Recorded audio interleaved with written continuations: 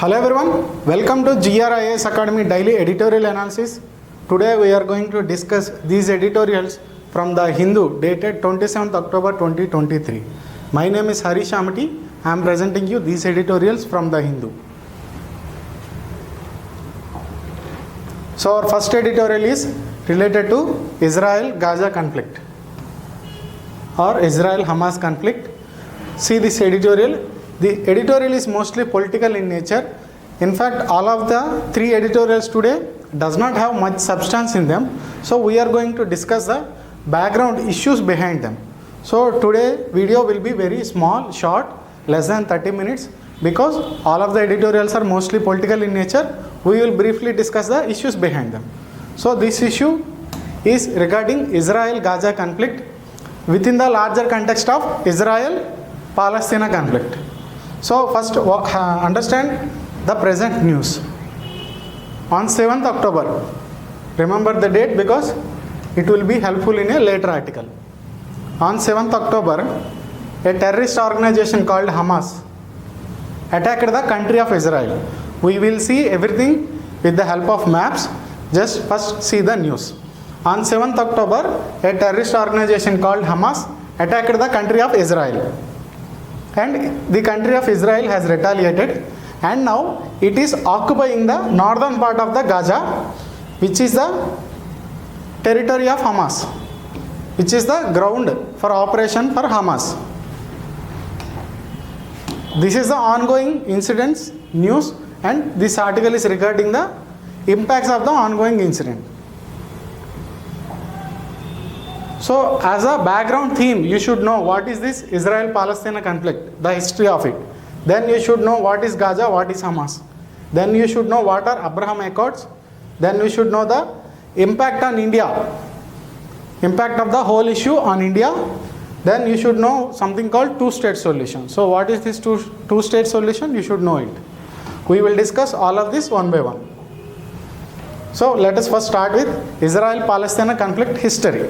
So what is this Israel-Palestine conflict history? So first understand that there is a religion called Judaism. Those people who follow Judaism are called Jews. They are spread everywhere in the world. I am talking about the 19th century. So by the time of 19th century, these people have spread across the world. But due to various stereotypes, Jews were hated by many people and Jews were historically persecuted in many places. So these Jews had a feeling that wherever we go, we see as a lesser than the other. So a feeling has formed among some Jews that Jews need a separate land for them. So what is this separate land? They gave this land a name called Israel. So there is a city called Jerusalem. This is a very sacred city, sacred, S-A-C-E-R-E-D. S-A-C-R-E-D, sacred. This Jerusalem city is very sacred for these Jews, but it is also sacred for these Christians and Muslims also. So the same city, religious wise, sacred to three religions. So again we will come back to that. This city of Jerusalem is sacred to this religion of Judaism. So these Jews conceptualized a nation of Israel around the city of Jerusalem. This is in the end of 19th century. Slowly this idea getting some support among the Jews, but the inflow of Jews to this region is not strong till Second World War. When is Second World War? Second World War is between 1939 1945. So this is the period of Second World War. In the Second World War, you must have heard of a name called Hitler. So Hitler is a German leader who has persecuted Jews in millions of numbers. So he literally murdering Jews like anything. So during the Hitler rule, during the persecution of Hitler, which is called Holocaust, it is called Holocaust. Holocaust, during the persecuting of the Jews by the Hitler, suddenly Jews across the world started running towards this land. Now this land by the time of this Second World War is being occupied by majority of the Arab Muslims. So Arab Muslims are the native inhabitants here. Jews claim that before thousands of years we used to live around this land, but as of now Arab Muslims are living there for so many generations. So now suddenly there is an influx of Jews. So two people living in the same land, two different ethnic communities having a concept of a nation. Arab Muslims themselves called a nation called Palestina. So Palestina was existing during the Second World War. Suddenly Jews started running. They want a nation called Israel. So there is a natural conflict between the two. At that time British were ruling this region. Same as India-Pakistan partition and the resulting communal conflict. There are communal conflicts between Jews and Arab Muslims here. Britishers did nothing as they did nothing in India. Later in 1947, British took the issue to the UN. British asked UN for a solution to this issue. Now I have two ethnic people communities fighting for the same land. Please give me a solution. So UN gave a solution called two-state solution. So I am talking about something called two-state solution. So what is this two-state solution? It is nothing but just give states to the both of these countries.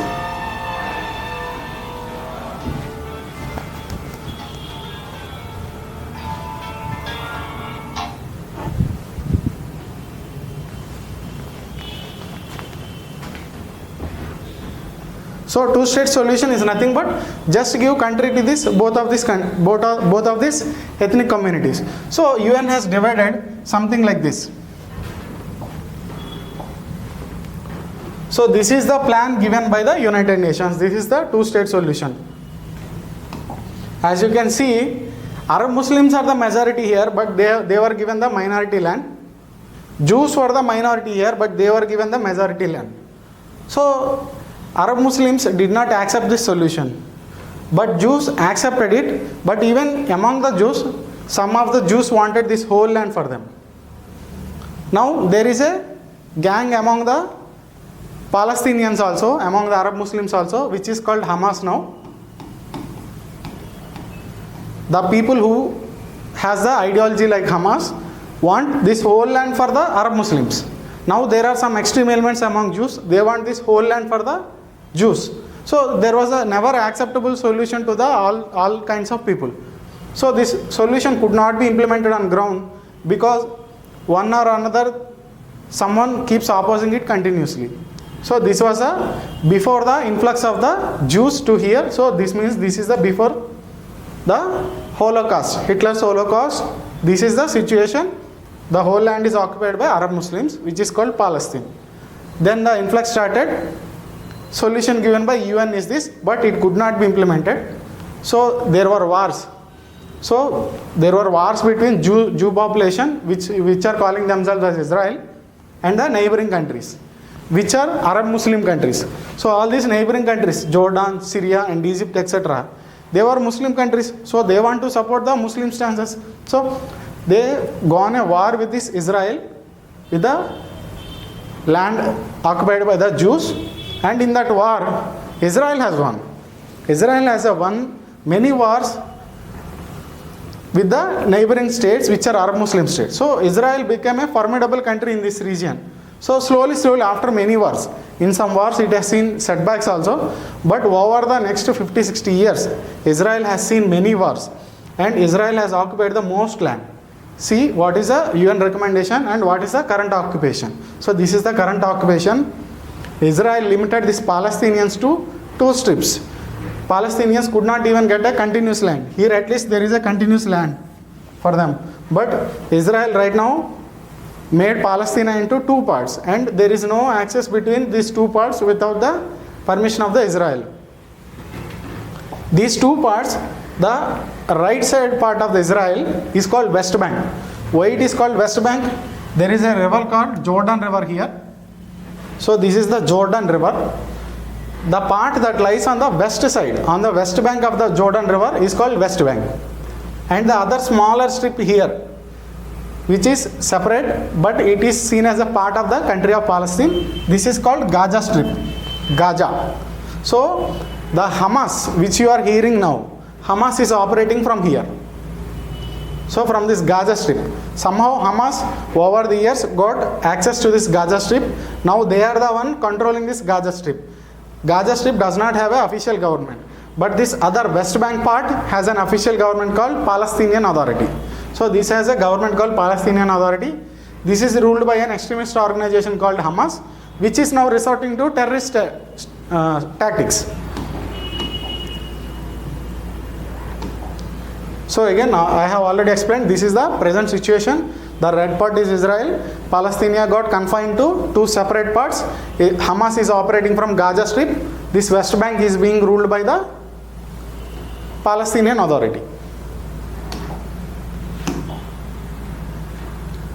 So now you know Israel-Palestine conflict, Gaza and Hamas you know. Now you should know something called Abraham Accords. So what are these Abraham Accords? See the region. This is the region. All issue about very small land. So here is the Israel, here is the Egypt, Jordan, Syria. This is Saudi Arabia. So in this region, historically, because there is an antagonism between Jews of Israel and Arab Muslims, all the surrounding Muslim countries, which are Arab Muslims, always hated Israel for so many years. For almost 60-70 years. Even though these neighbors could not win a war against Israel, they always hated Israel. But over the years, they have realized that there is no benefit for them in hating Israel, because Israel has become very closer to a superpowers like USA, China and even India. So there is no benefit for many of these countries to maintain that antagonism with Israel. So these countries one by one started becoming close to Israel.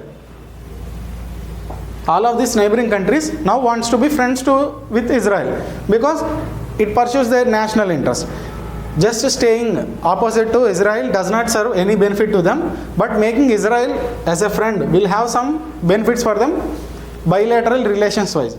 So these countries of UAE and Qatar, I think Bahrain, UAE and Bahrain. So UAE and Bahrain, here is a small country called Bahrain and here is a country called UAE. Both are adjacent to the Saudi Arabia. So this UAE and Bahrain, these two countries made a pact with Israel. So they got normalized their relations with Israel. So this is a very huge step, because historically Arab Muslim states and Israel were enemies with each other, but now they are becoming friends. So these Abraham Accords were very much hated by this extremist organization like Hamas. So Hamas wanted to stop this process of normalization of relations of Arab Muslim countries with Israel. So this one of the objective of the current terrorist attack is also to disrupt these kind of accords with Israel. So to disrupt the normalization of relations between Arab Muslim countries and Israel. So they are sending a message: we keep fighting. If you keep forgetting, we keep fighting. So as long as Muslim does not get justice in this region, we keep fighting. That is the message sent by the Hamas in the ongoing attack. Now impact on India. What is impact on India? So after the terrorist attack of this Hamas, which is called Tufan al-Aqsa. So the name of this terrorist attack by the Hamas, this name was given by itself. It is calling it Tufan al-Aqsa. Al-Aqsa is the name of the mosque in the Jerusalem. So because of this ongoing war between Israel and Hamas, there are multiple impacts on India. One is oil price rise. India imports so much oil from this region, West Asia region. If this West Asia region is in conflict, then oil output will be lesser. Already it is less. So when something is less, its price will rise. So India imports so much oil from this West Asia region, price rises will cost higher bill for India. So it results in higher input bill for India. Then it impacts our diaspora. Many lakhs and crores of people are living in these Gulf regions, Gulf countries, and they are sending so much money back to India. Now all of these people will be in trouble because this region is in war. Dims the prospects of India, Middle East, Europe economic corridor. So in the recent G20 meeting conducted in India, in Delhi, India planned something called India, Middle East, Europe economic corridor. So it is a connectivity infrastructure corridor connecting many countries using ports and railway lines, roads, etc. So from India through UAE, Israel to Europe. So this is a project devised very recently. Now if this region is in war, the very region involved in our project is in war, so it will dim the prospect for this future project. I2U2 is I2U2, India, Israel, USA, UAE. So this is a grouping recently formed to cooperate on common interest. So because Israel now is in war, this grouping will also be not active because the attention of Israel on something else. So these are some impacts on India. So that is with the Israel-Hamas ongoing war. We have discussed all the topics.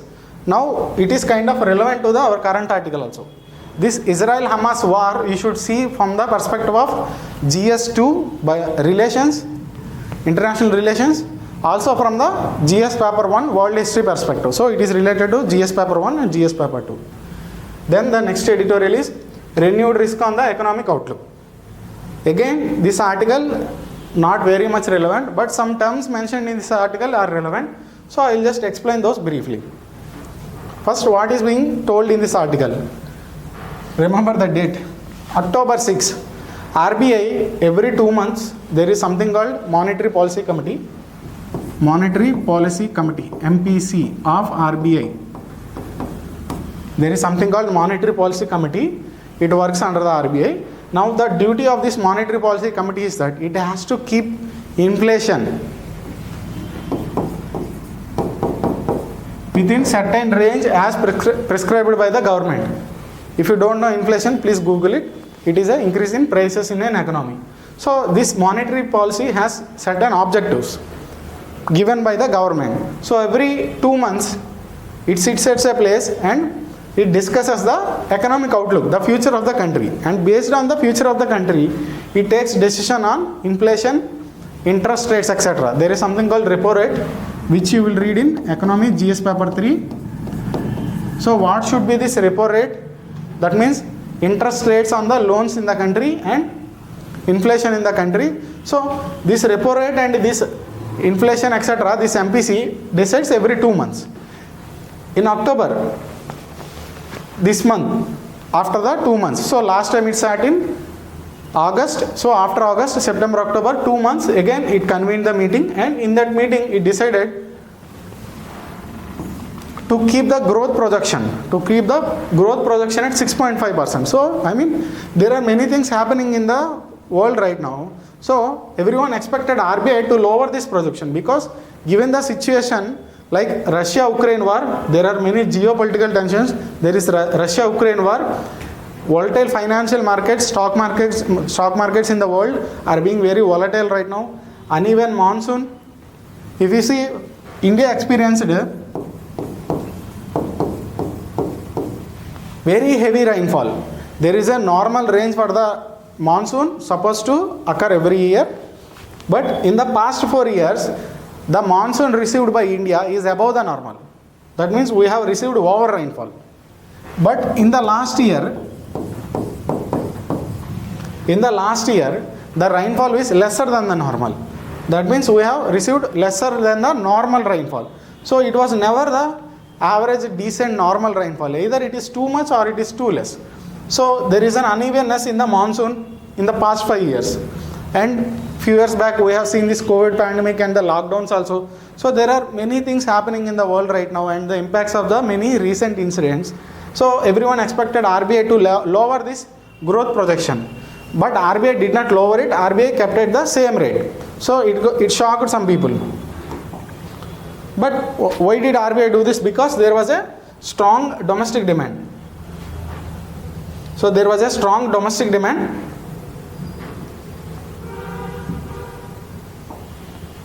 So RBI thought to counter this.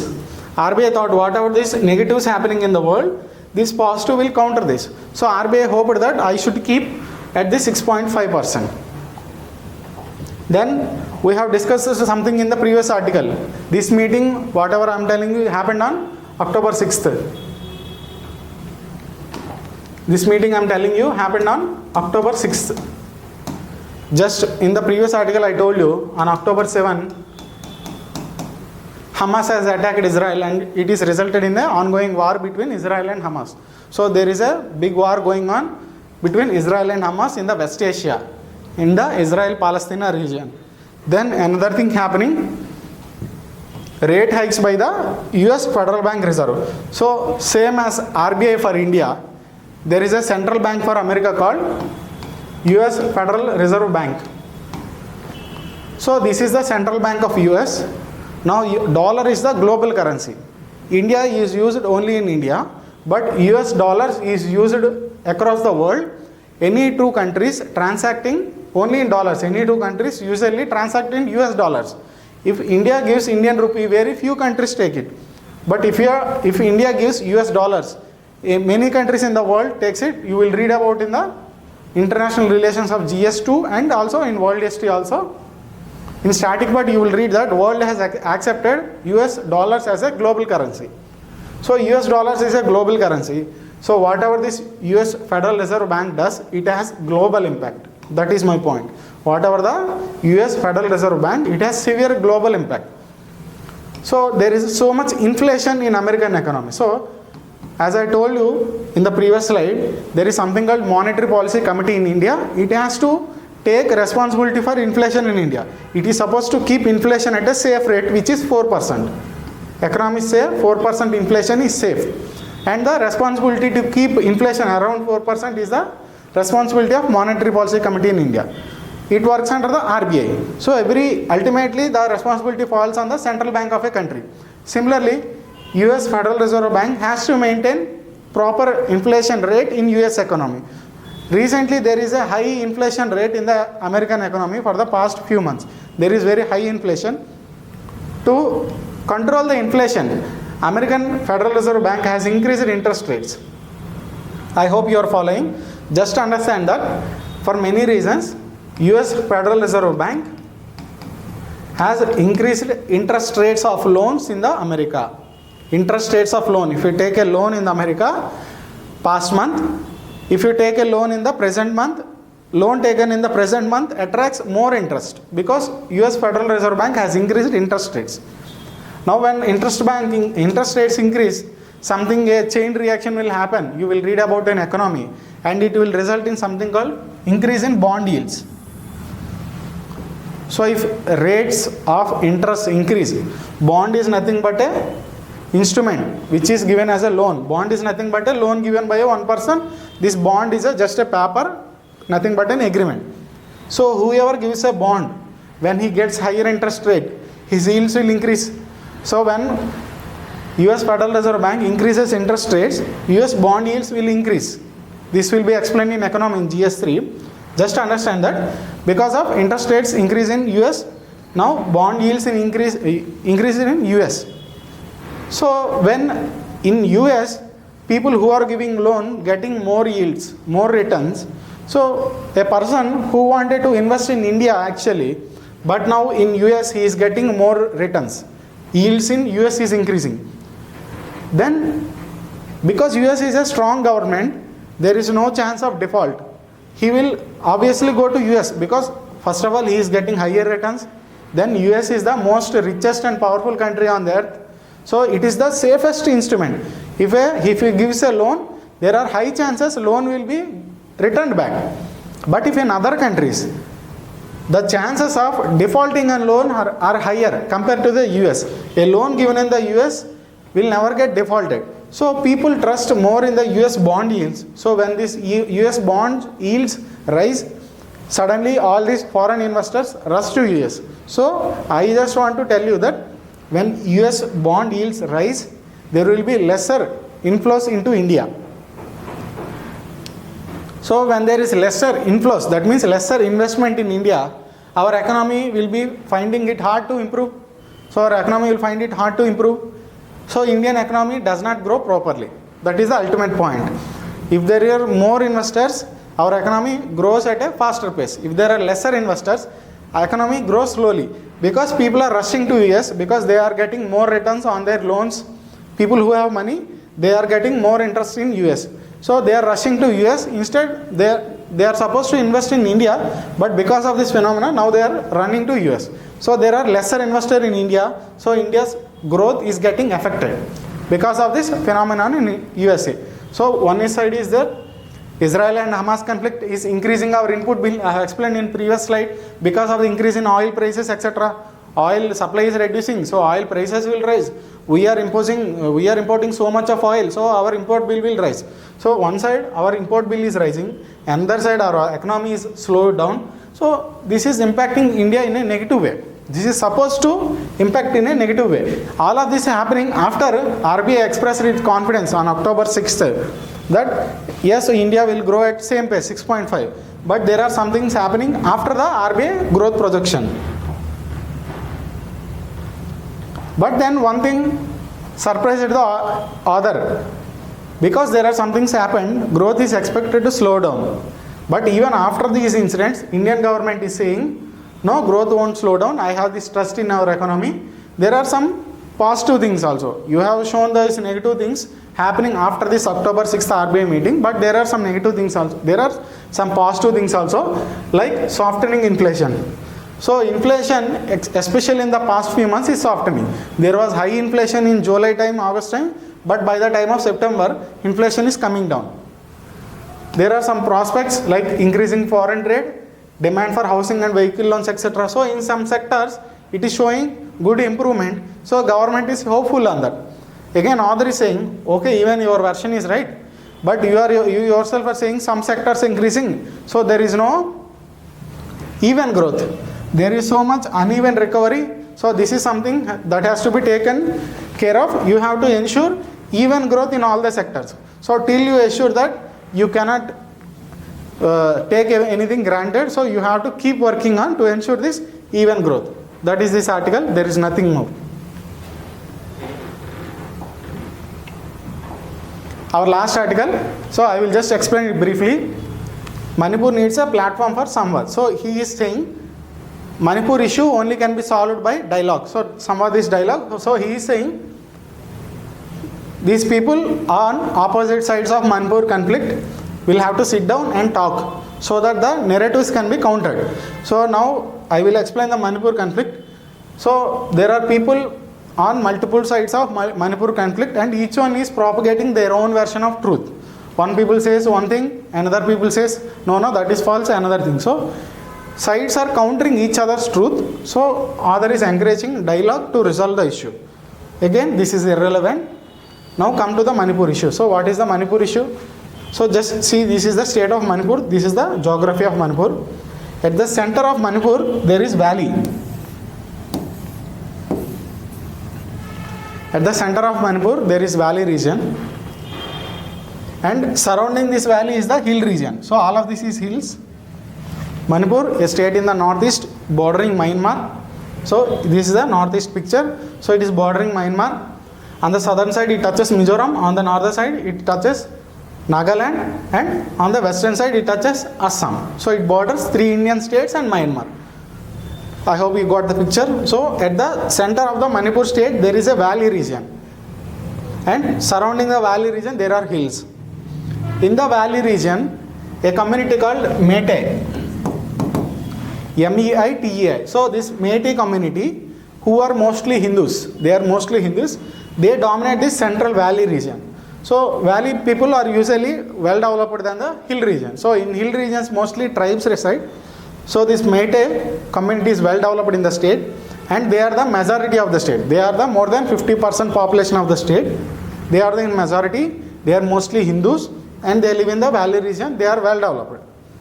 There are tribes surrounding this region, like Kuki tribes. The southern region is dominated by Kuki, and the other regions are dominated by someone called Naga tribes, Jomi tribes, etc. So there are multiple tribes.